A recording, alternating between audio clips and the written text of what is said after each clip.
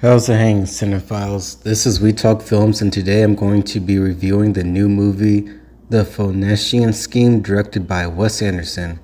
Anderson is a filmmaker who surprisingly took me a long time to get into his filmography, despite knowing about him for almost a decade.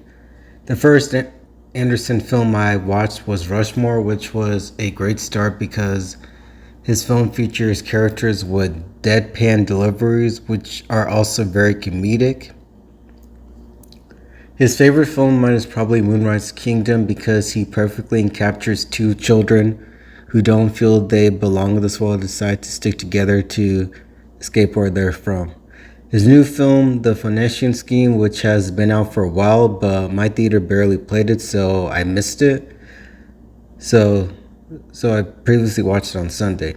The film stars Benicio del Toro, who played Antolio, an armed dealer who's in trouble of being assassinated and decides to give his inheritance to his possible nun daughter, played by Mia Turpentone.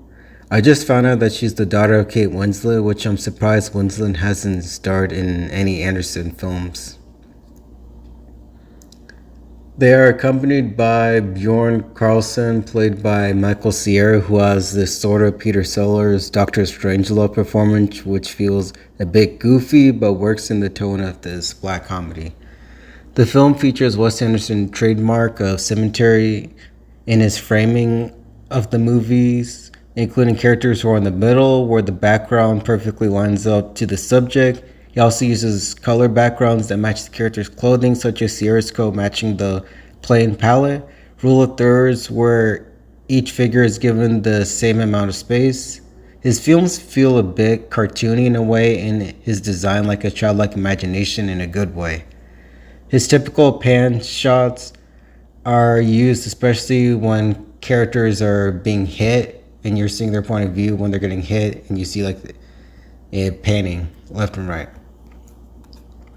Anderson movies feature characters who feel empty and broken for need of connection. We see this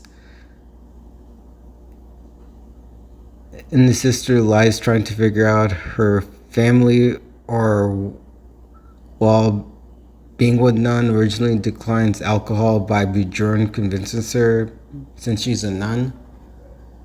There's also Antolia's character, who also has to face the possibility of death within this movie after several assassinations are targeted towards him, which is also played in a way sort of like a black goofy comedy in a way, like, oh no, almost got assassinated again.